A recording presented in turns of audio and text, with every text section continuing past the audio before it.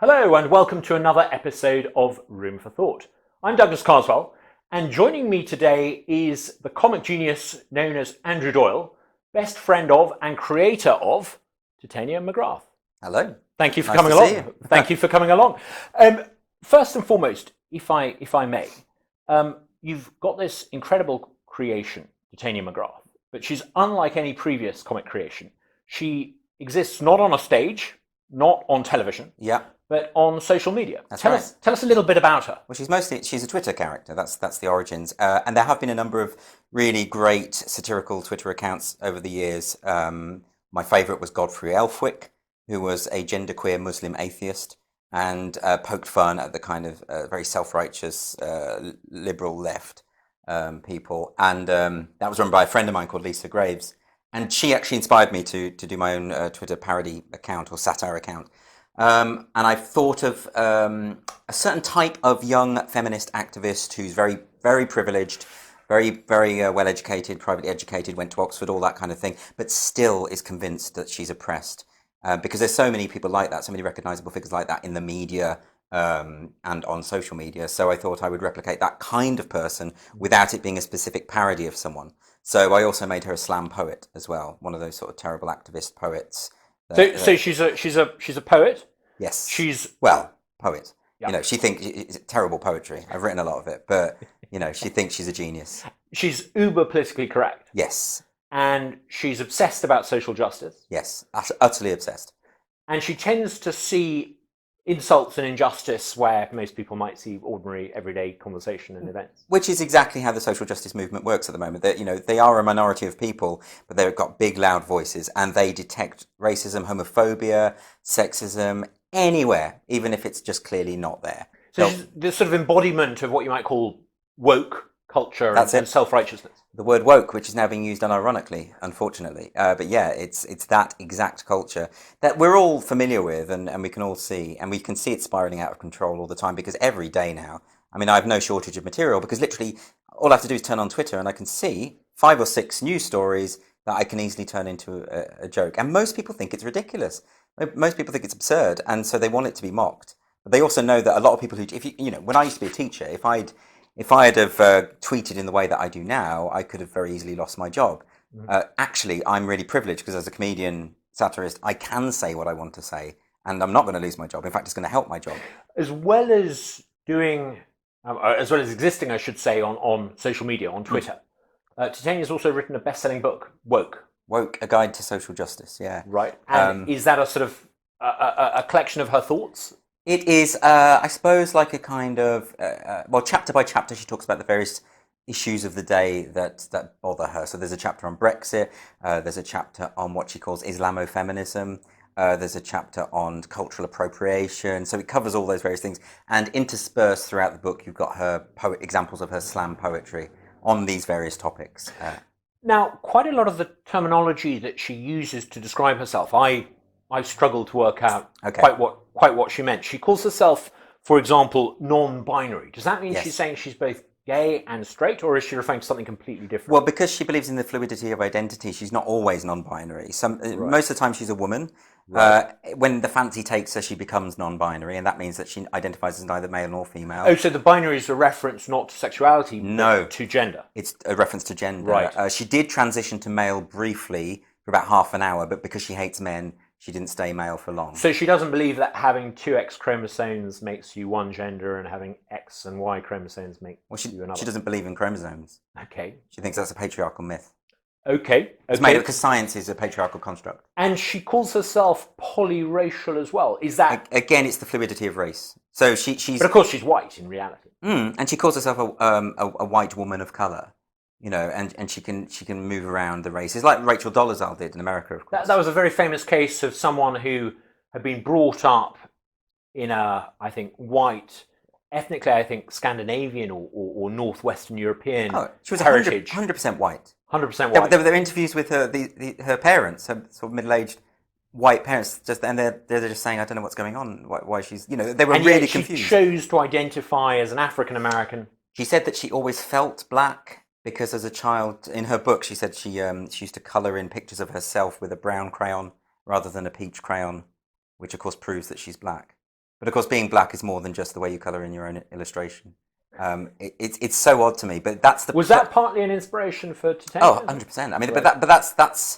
that is the logical end point of the politics of identity, which is that, because it's a very narcissistic ideology, and it just means that basically you can choose to be whatever you want. And the irony is, of course, those of us in the gay rights movement for years pushed the mantra of we are born this way. We do not choose to be this. Now it's very much the opposite. I mean, now you'll see that people that talk about gender and the fluidity of gender and the idea that there are over 70 different multiple gender options.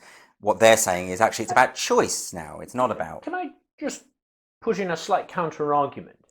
Always. Could it be the case that, we have choice all around us in a way we didn't have before? When I was growing up, there were 2 or 3 radio stations and you listened to it or you didn't listen to it. Sure. Today, I can go on to Spotify and I choose my playlist. Yeah.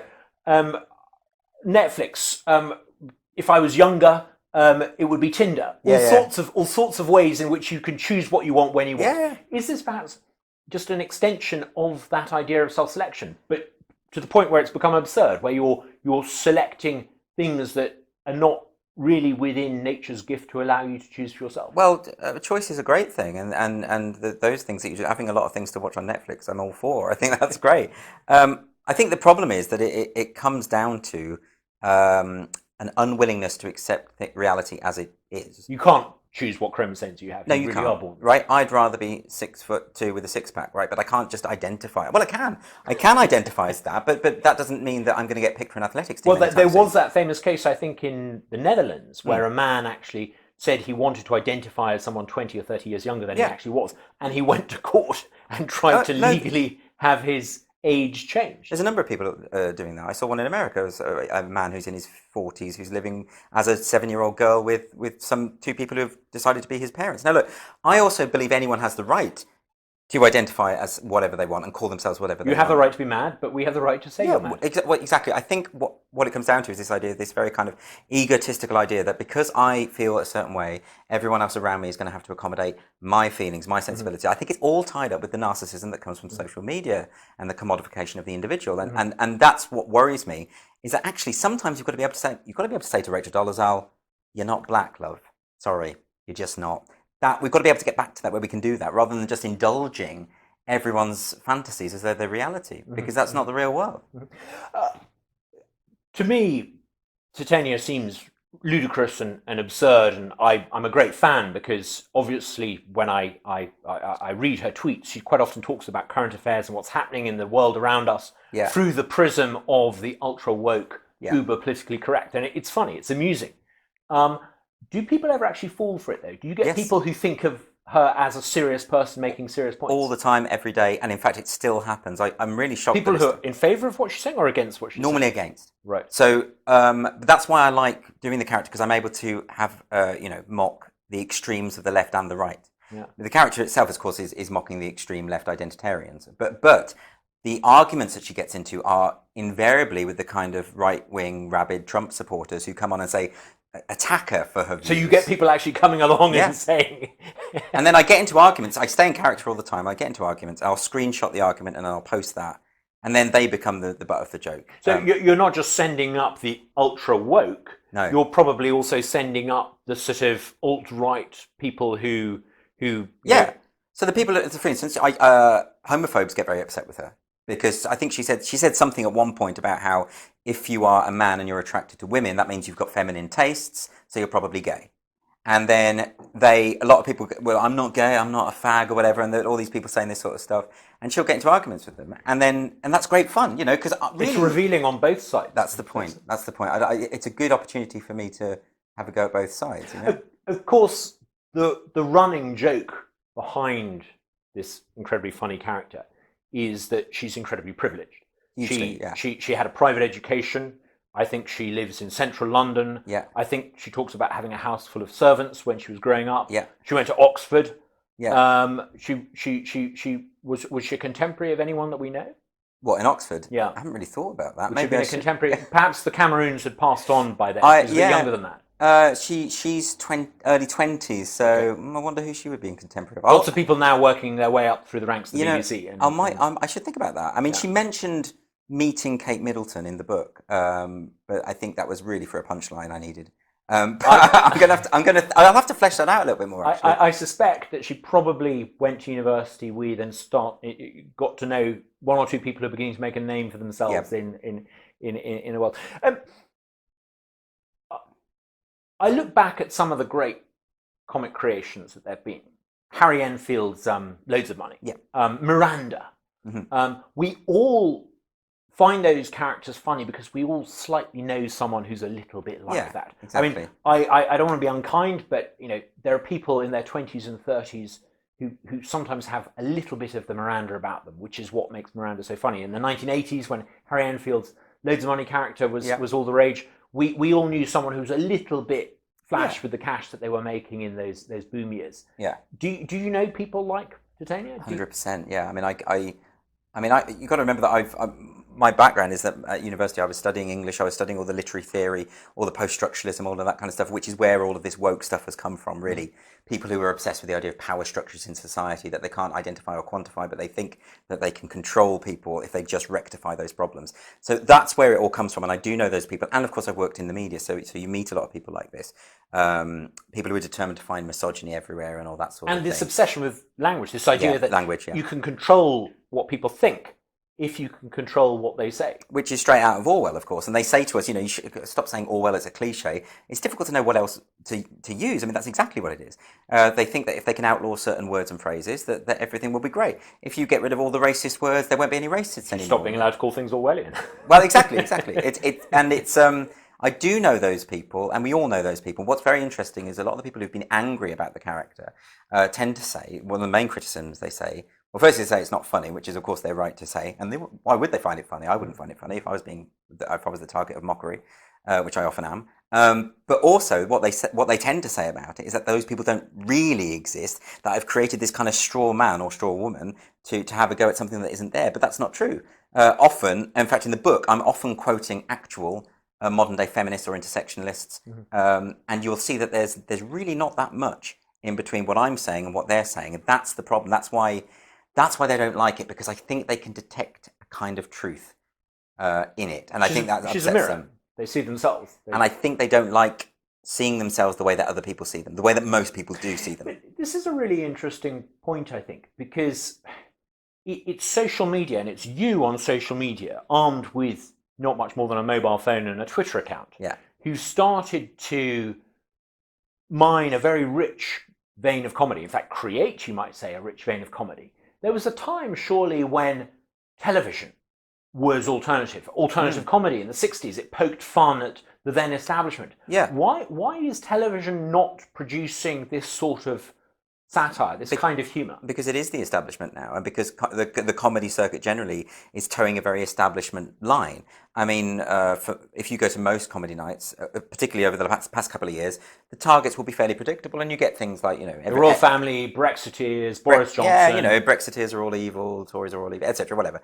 And it gets quite boring. Now, I'm all for those jokes, by the way. I think everyone should be mocked, but I do mean everyone. I think there should be some kind of parity. I'm more interested in a range of different ideas, and not to say that there aren't incredibly talented and diverse comics out there. There are, but what I'm saying is you do get this sense of homogeneity when you go to comedy clubs as often as I do, and I think there is a sort of need. Sometimes, presumably, you hear a joke, maybe people mocking Catholics, or there's a Book of Mormon.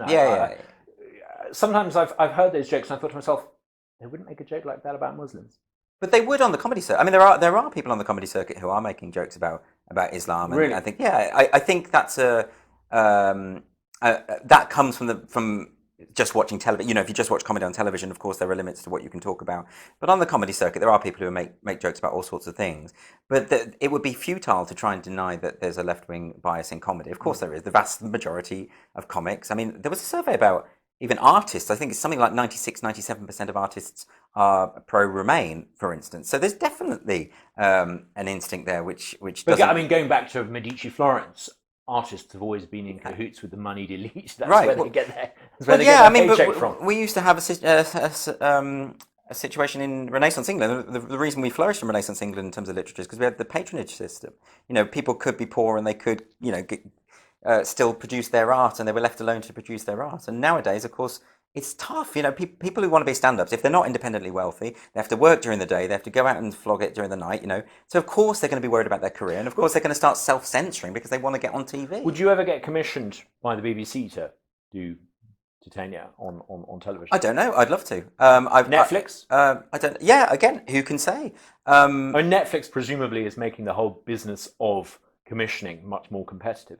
Yeah, well, I think at the moment, TV commissioners generally are certainly wanting to broaden out. I'm seeing this. I'm seeing evidence of this. I've done a couple of things for TV and a couple of things for BBC. Mm-hmm.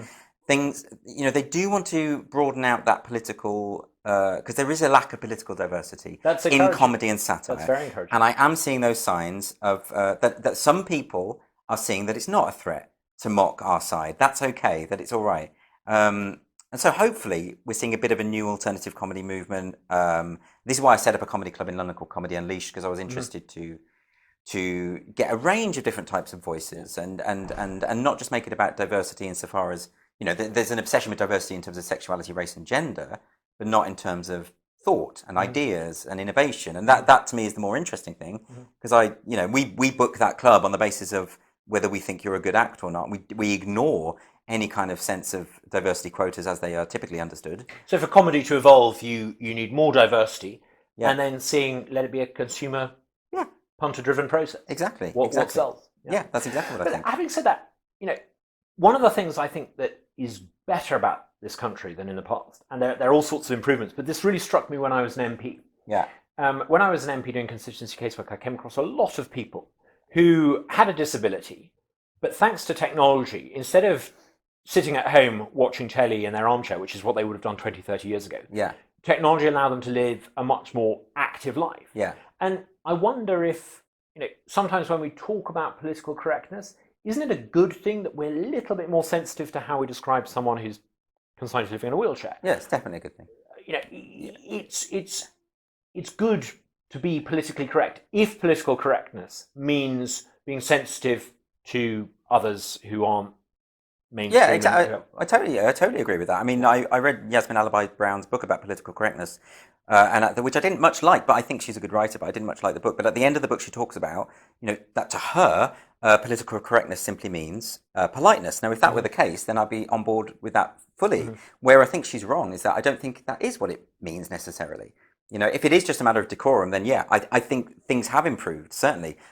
And we are more aware. And we are now living in a really tolerant, open culture where we don't demonize those people, and that's good. But the phenomenon which we call political correctness that allows you to, or ensures you're more polite and respectful towards people with disabilities or minorities or more respectful towards women or whatever, it's not the same phenomenon as something that prevents you from saying that, people with 2X chromosomes are women and people with XY chromosomes are men. It's almost as if we haven't yet invented the terminology to distinguish this new sort of uber political correctness. Yeah, it's like you've got to put the brakes on, right? So when we've reached a point where people are no longer discriminated against in the workplace, etc. On the whole, I'm not saying it entirely. Obviously, there's always going to be cases, but I mean, the BBC, for instance, does not have a racist policy of employment. But now they introduce internships for non-whites only. That, to me, is an admission that they think that their staff are racist, which is a weird thing to admit. I think you've just got to put the brakes on at some point and stop trying to find discrimination where it doesn't exist, and in fact just identify where it does exist. That's the point. Could one way of describing and explaining wokeness as a phenomenon would be to say that in a sort of post-Christian secular world, it's become, in effect, a religion. It is a religion, yes, 100%. Because when you talk to these people online, as I often do, often get into arguments with them, you can see that you cannot reason with them. It's a worldview. It's an ideology. They can't see your perspective. They see you as a heretic. They brand you as a heretic. Sinful, definitely. They don't believe in redemption. So if you've said something in the past that is, one of their words, problematic, then you have the mark. You are stigmatized forever, right? So they have those. This is very religious orthodoxy. They have all the esoteric codes and phrases like problematic, mansplaining, erasure. They talk about the erasure of existence. They talk about bodies of color. They talk about safe space. Of existence? Oh. So if you, for instance, if you criticize the existence of non-binary people. They will say you are erasing our existence, right? You are erasing. Nobody's trying to erase anybody's existence. No one's trying to wipe anyone off the face of the earth. What they are doing is wanting to have a debate about the implications of biology and transgenderism. Absolutist, like the Spanish Inquisition. That's it, and that's the problem with it. And most of all is their mischaracterization of their opponent. So what they will do, because they see you as a sinner, they don't just see you as wrong, they see you as evil. So I'm often having arguments with people who are convinced that I am this sort of aggressive, rabid, far-right, fascist, all of these sorts of things. I've even had friends say that to my face, former friends, I should say. And you think, well, this is a delusion, but it's explained if you understand it as a religion. Mm-hmm. You know, it's like was it Stephen Weinberg, the American physicist, who said about in order for good people to do bad things, it takes religion. And that, I'm afraid, is what's happening now. The entire woke movement, as it stands, is well-intentioned. Lots of well-intentioned people who think they're doing God's work. They think they're pure, and they seek ideological purity from everyone else. And like a religion, there's a sort of a ladder of virtue, if you like. Yeah, exactly. And if intersectionalism, you could almost describe as an attempt to construct, in terms of ideology, a ladder of virtue. Yeah, exactly. What's slightly sinister about it, though, is in many religions, virtue comes from the doing of good deeds or conforming with the teachings of your particular religious founder. What's disturbing about this particular ladder of virtue in wokeness is that virtue comes from being a victim. That's right. Virtue comes from being somehow supposedly discriminated against. That's the perversity of it, is that you get your power, your clout, from expressing your grievance. So the more of a victim you can be, the more powerful you are within. You can see where this is going to end up. This is a disaster. I mean, actually, when you go back to the original use of the term intersectional, which was it was simply a metaphor, which was used by, it was Kimberly Crenshaw, I think, who's a legal scholar, and she was writing about specific cases, specific discrimination cases, and she had a point. There was one case against General Motors where they had basically discriminated against black female employees, right? And the reason they had done, and in their case, they defended themselves by saying, we're not racist, look at all the black men we've got. And we're not sexist, look at all the white women we've got. But of course, the black females fell through the cracks. So therefore, the intersectional idea that you can be at an intersection of various forms of oppression, you feel the impact of sexism as well as racism, right? That is an interesting and useful analogy to make. But when that analogy then becomes a religion, then you have the problem.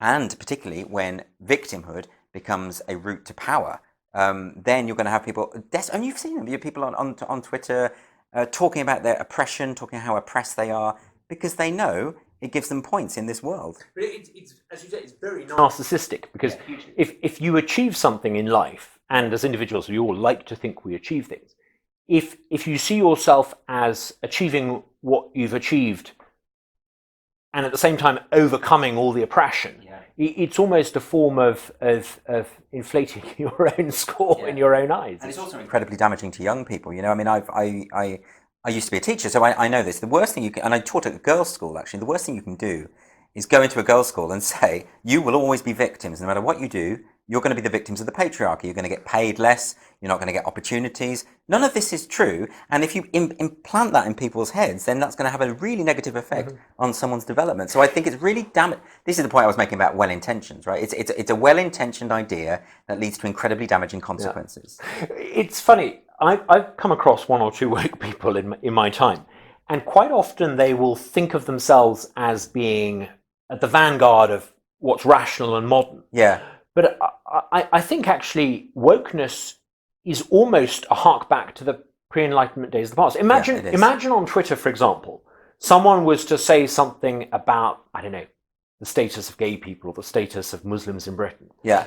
Instead of judging them on the basis of what it was that they had said, all of us, without thinking about it, would look and see what kind of person said it. Were they themselves gay? Right, exactly. Were they themselves Muslim? And the whole idea about the Enlightenment is that you should judge people on the basis of their own merits, the strength of their own argument. Yeah, sure. We've almost gone back to the idea that you have a sort of a greater authority if you come from a certain caste or a certain background. It's incredibly regressive. Yeah. I mean, what happens now is that people think in terms of the filter of race, gender, and sexuality, and forget about the individual. And that also means that if you stray outside the parameters of acceptable thought within your particular demographic, then you are also likely to be ostracized. Okay, so gay people are meant to think a certain way and have a certain idea. Black people are meant to think a certain way and have a certain idea. And this is really demeaning to the individual and to humanity. It denies generally. people agency. Hugely. It almost goes back to a sort of an apartheid system where you say, because you're born this color or because you're from this background, you're only capable of X or Y. Yeah. And well, fortunately, what I do think is I am sensing a kind of beginnings, a stirring of a kind of sea change. We always sort of see this as very much a millennial problem, but of course the millennials are getting old now, and Generation Z are coming up, and they're not having none of it, you know, or the studies would seem to suggest that.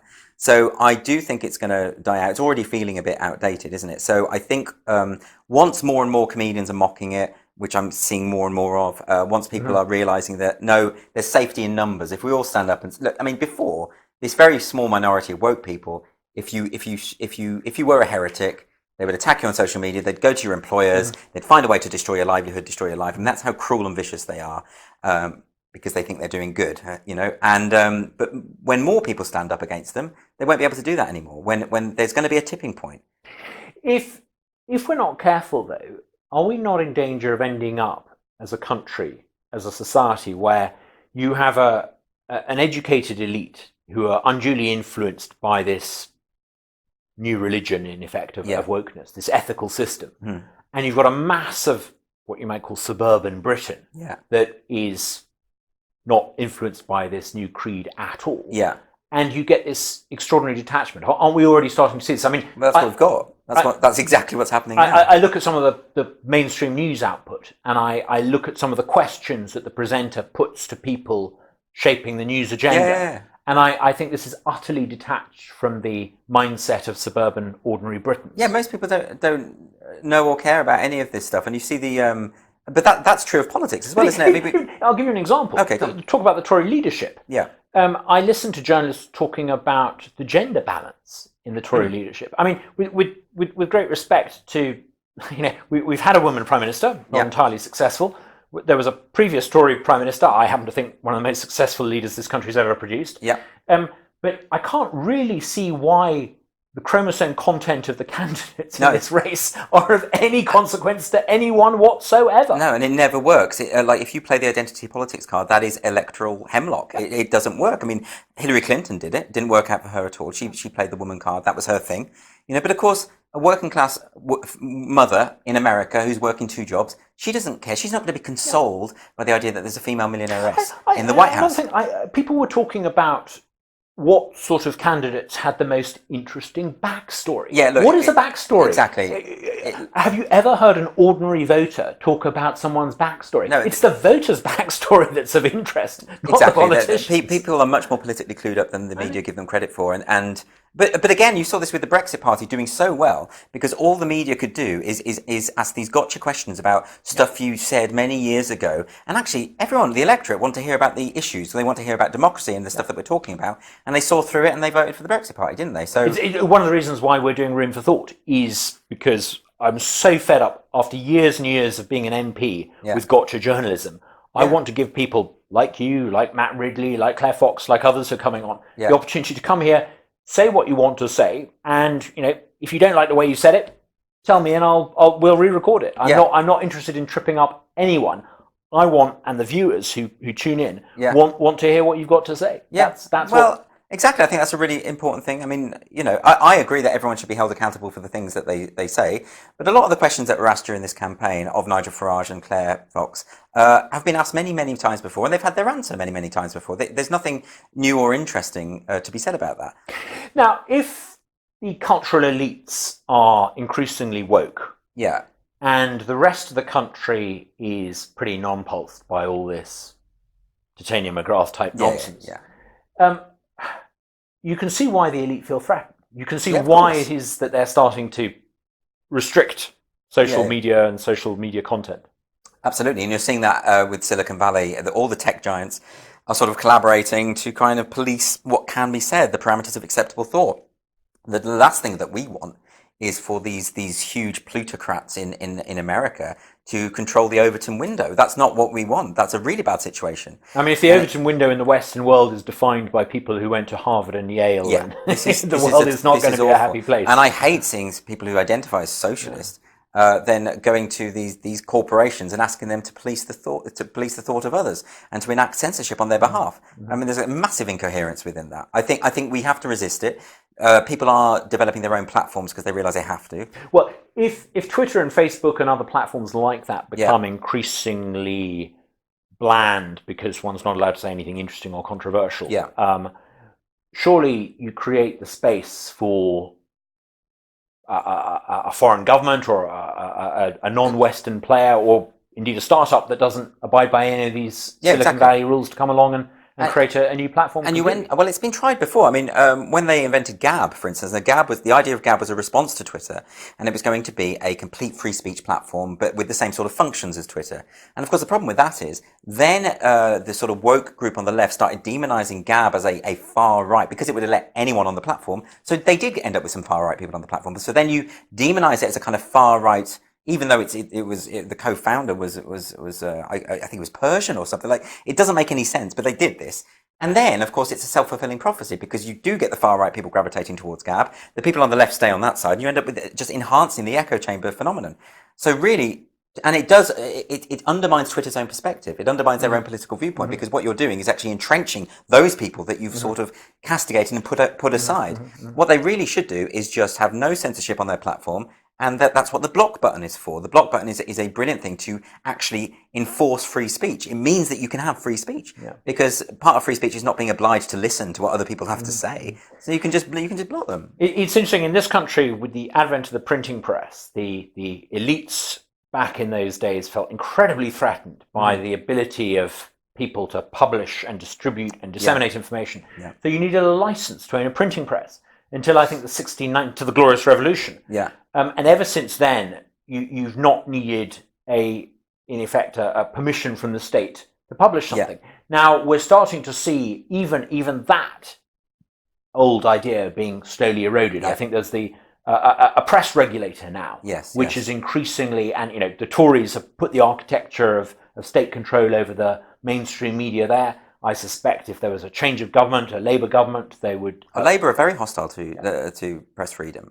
Labour are pushing for more press regulation. I mean, Jeremy Corbyn even explicitly kind of threatened, when we're in power, you better watch out. I'm paraphrasing there, but you know what I mean. He was but the interesting thing is, in many ways, the state doesn't even need to control or try and control the established, certainly not the broadcast media, because there's such a symbiotic relationship between, and there's a cultural affinity between those at the top of the broadcast establishment and those at the top of the Quango state establishment. They don't really need to try and control it. No, and like you say, they are threatened by the idea of people going out and saying whatever they think at any point, and that's why they are broadly supportive of what YouTube and Twitter and all the rest of it do. And I feel that we always hear this, don't we? We hear that these are private companies; they can do what they want, they can ban whomever they like. But then when they get sued for content that's on their platform, they say, yeah, but we're not publishers, we're a platform. I do agree they should be able to do what they like, but I also think that what we need is to make sure that if Facebook and the rest of them become so bland, they go the way of what are some of those earlier social media platforms? What was it? Friends Reunited. Friends Reunited. Yeah,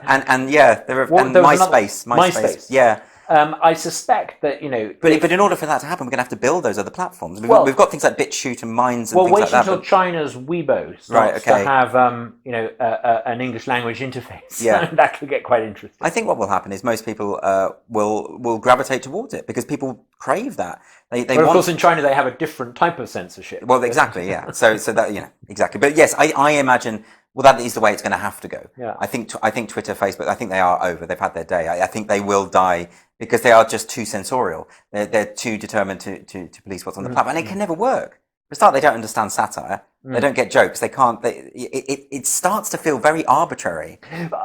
On this point about jokes and humour, a few weeks ago, Danny Baker sent out a tweet of it was the time of a royal birth, and I think there was, a feeling that what he said was in poor taste. He didn't say anything. I think he tweeted something. It was a picture, It was a picture. And I don't want to go into that, but it caused offence. I don't think for a moment that Danny Baker set out to offend anyone. I don't, no.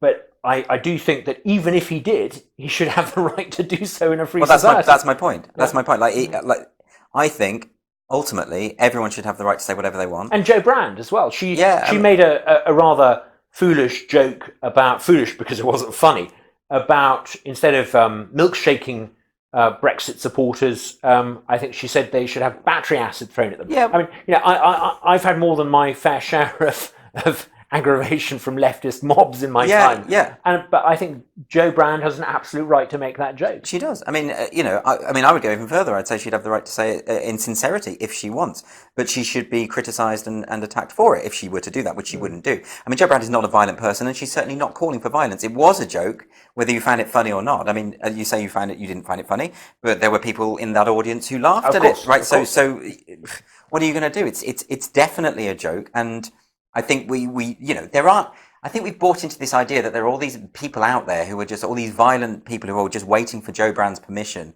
to throw battery acid at a politician. That isn't the case. If that were to happen, then the responsibility is on that person, not on Jo Brand for making a joke about it. What I find quite depressing about this is that we should live in a country where after an episode of, I don't know what it was it Question Time or Have I Got News for You? Yeah. That the police should be involved. I mean, it's insane. I can't even believe we're having this conversation. Like, there is no circumstances where the police or the judiciary or the Crown Prosecution Service should get involved in policing humour. They're not good comedy critics, right? They don't know what I mean. Look at the Count Dankula case is a very good example. Mm-hmm. He has now got a criminal record. He was prosecuted, found guilty by Count Dankula, Marcus Meekin, the guy who did the Nazi pug video. Right. Now he's a YouTuber from Scotland, and the single judge, there wasn't a jury because it was a sheriff's court, found him guilty of violating the 2003 Electronic Communications Act. And the stipulation within that piece of legislation is that if something can be deemed to be grossly offensive, then you will be found guilty, which is an incredibly subjective idea. And But I'm sure I say things that someone somewhere must find offensive, right, well, by definition. If you post it online and if a judge agrees that it's grossly offensive, then yes, you can go to prison for that. I mean, that piece of legislation should be scrapped. Absolutely scrapped. There's no doubt. And it's because of this kind of culture of offence that we've built up, where people feel that if they are upset personally, then they have a right to go to the police about it. We had that guy in Humberside who was investigated by the police for retweeting a supposedly transphobic poem. He didn't even write it, but he retweeted it, and the police phoned him up and said, "We've got to check your thinking on this." Now, check your thinking. Yeah. And what was worse is when the police were criticised for it, they said, but this is standard practice. And not only is it standard practice there, it's standard practice across the country. The government has a hate crime website which talks about non-crime hate incidents. And it specifically says that if you perceive that somebody has mocked you or done or said something offensive, and that was motivated by prejudice, then that becomes logged as a non-crime hate incident. It goes into the hate crime statistics. This should not happen. This is a free society. We need to scrap all of this. Of course, what's so depressing about identity politics is it's not just that it denies people agency, but it is joyless. It's humorless. It is just the latest phase of Puritanism. These are the Pharisees just re-emerging in a different form. And they are po-faced, and they don't like mockery, and they have a real mistrust of the working class. I mean, I see this an awful lot. See, the idea of woke comedy is based on the idea that we shouldn't say off-color jokes or offensive jokes because the masses don't understand the difference between jokes and real life, and they'll take it as a direct instruction to go and perform a criminal act. It's incredibly patronising. It's also very pessimistic, isn't it? Because it assumes that, on the left, identity politics ends up worrying about inequality, even though inequality is in decline. It looks to find offence and difference where actually there's growing social cohesion. On the right, it leads to this sort of pessimistic view about our country's future, demographic panic. You get panic over the environment on the left. It's the politics of pessimism. They have a lot in common. The far left and the far right are both identitarian movements. So on the far right, you've got the xenophobic, jingoistic kind of approach, and the people who are panicking about immigration and things like racial purity and this horrible phrase, the Great Replacement, all this racist nonsense, right? And that is a form of identity politics, and it's a very dangerous one. And then on the other side, you've got the far left who have their own form of identity politics, where they think that people should be judged by their characteristics such as race, gender, and sexuality, and nothing more. And the problem with those two groups is they feed off each other. They are interdependent. One informs the other. One's raison d'etre is because the other exists, right? And that's why. This is why we end up as a country with two political tribes who hate each other. Exactly. And they constantly mischaracterize each other. So what we need to do, from my perspective, coming from the left, my feeling is I have to attack leftist identity politics in order to, because what it is doing, it is feeding its antithesis, which is the kind of far right xenophobia. And I think both are as bad as each other, and that's why they need to be resisted. So, I mean, we really do have to learn to laugh. Otherwise, this is going to drive politics into a horrible place. Bottom line, someone standing up who comes from a privately educated background, really rich, telling us what a victim she is, that's funny. That's always going to be funny. Back in the 1930s, when there was a threat from far-right fascistic autocrats, there was a comic genius created, the Black Shorts, a sort of send-up of, I think, Oswald Mosley. P.G. Wodehouse. P.G. Wodehouse. He had a brown shirt character. The Brown Shorts. I think they called them the Brown Shorts. And Roderick Spode, that was it. That's right. Roderick Spode. I've read the book. That's it. It's one of the Jeeves and Wooster books.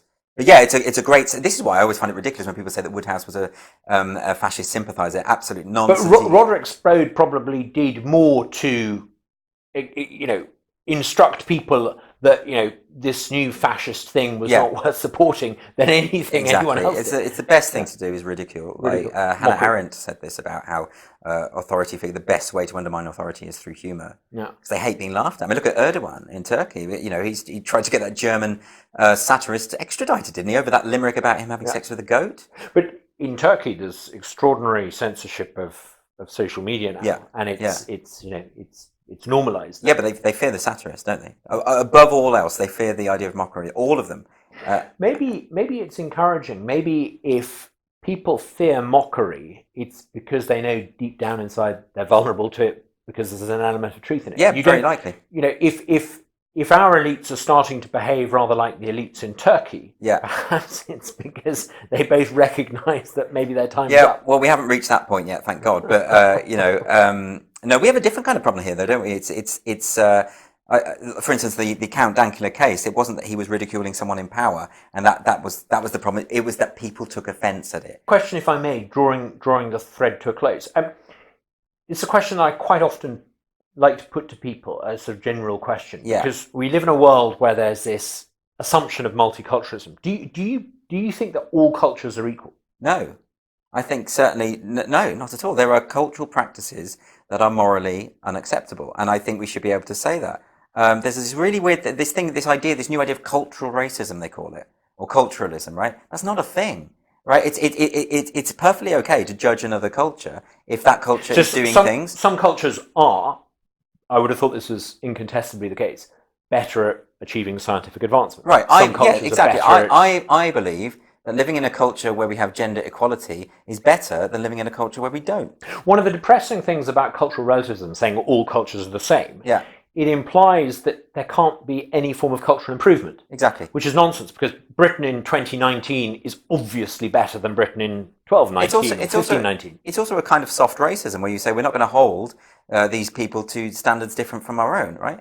I mean, you can say, well, okay, FGM is a cultural practice in certain countries and we shouldn't judge them for that. But if you ask the little girl who's having her genitals mutilated how she feels about that situation, I think you might get a very different answer. I don't believe in cultural relativism. I think it's actually really dangerous and damaging because you can excuse all sorts of horrors on that basis. I think we do and should reserve the right to judge certain cultural practices on a moral level. Wokeness is, if you like, the twin sibling of cultural relativism. Right, well, yes, and that's why it gets itself in knots. Because for some reason, on this victim hierarchy, you've got Islam right at the very top. That's just the way it's sort of worked out. But you've also got gay rights in there. And then you get a situation such as the protests outside the primary schools in Birmingham at the moment, where you've got Muslim protesters saying that you can't teach about gay relationships to our children, and shouting things like shame about this gay teacher. And of course, the people who defend both the rights of Islam and LGBT are now finding this very difficult because the two are now suddenly in conflict. And what do you do about that? It's really interesting. It's pretty straightforward to me. If you want to live in this country, you accept certain ideas about individual rights and liberties. They're sacrosanct. Yeah, you just apply the law irrespective of people's personal beliefs. I think that's the obvious thing. And also, let's not forget that there are gay Muslims who might have a. You see, it's very interesting to me that the people who defend the most vocal reactionary elements within Islam, the anti-gay elements, for instance. What about gay Muslims? What about gay women? What about Muslim women? Don't they have some sort of say here? Why? What about people who aren't Muslim, but perhaps not quite so orthodox? Well, exactly. One of the things I often find quite disturbing is how the media will often go to someone who has quite an orthodox view of Islam to speak on behalf of Muslims. Right, exactly. You wouldn't do that for Christians. You might talk to a Catholic, you might talk to an evangelical, you might talk to someone who goes to church but is pretty liberal. It's really unfair. I've heard Muslim comics make this point about whenever they want a reaction from the Muslim community to get some kind of crazy hook-handed imam. It's like that is not reflective, of Muslims. You also then create an incentive where a troublemaker and a rabble rouser wanting to get on the media has the incentive to sound really nasty and wave the most offensive placards. Yeah, exactly. I mean, the protesters at Birmingham, for instance, are not representative of the Muslim community, and I don't think that's fair. But there is a contradiction, and there is a difficulty of homophobia within Islam, and there's no point in pretending that that's not the case, because even Muslims that I know will acknowledge that that's absolutely the case. You could also say that's been the case in many Orthodox religions. It still is. It still is, and it has been the case. But things have changed. I mean, definitely there is we've had this recently, haven't they? The Catholic Church has released a guide for schools about how to deal with the issue of transgenderism. So now we have a situation where the Catholic Church's teachings on transgenderism are absolutely incompatible with the woke ideology on that. And that is the case. Those two cannot work. It's the same with homosexuality. I mean, I'm a Catholic, but the truth is that homosexual acts will always be considered disordered by the Catechism of the Catholic Church. That's part of the deal. So that's not to say there aren't gay Catholics. There are loads of gay Catholics. But the issue is that there will always be that tension there. And how you negotiate it is a difficult one, but it's one that you should recognise. Mm-hmm, mm-hmm. And of course it requires tolerance, and it requires accepting the fact that different people will think differently. This is why tolerance is such a great thing, because tolerance does not imply that you approve. It's perfectly right. I hear a lot of people. Jeremy Corbyn did a quick tweet recently where he said, "I hate the word tolerance. I want it to be about love and respect." Well, I'm sorry, you can't love and respect everyone, and nor should you. Some ideas are beyond. I don't respect everyone's ideas. I don't respect everyone's beliefs, and nor should I. Some beliefs are contemptible, and we should be able to say so. Mm-hmm. But actually, tolerance is a good thing, because what you can say is, "I don't agree with what you stand for. I in many ways despise it. But that's your choice. It's a live and let live idea, mm-hmm. and that's the only way that humanity can work." Mm-hmm.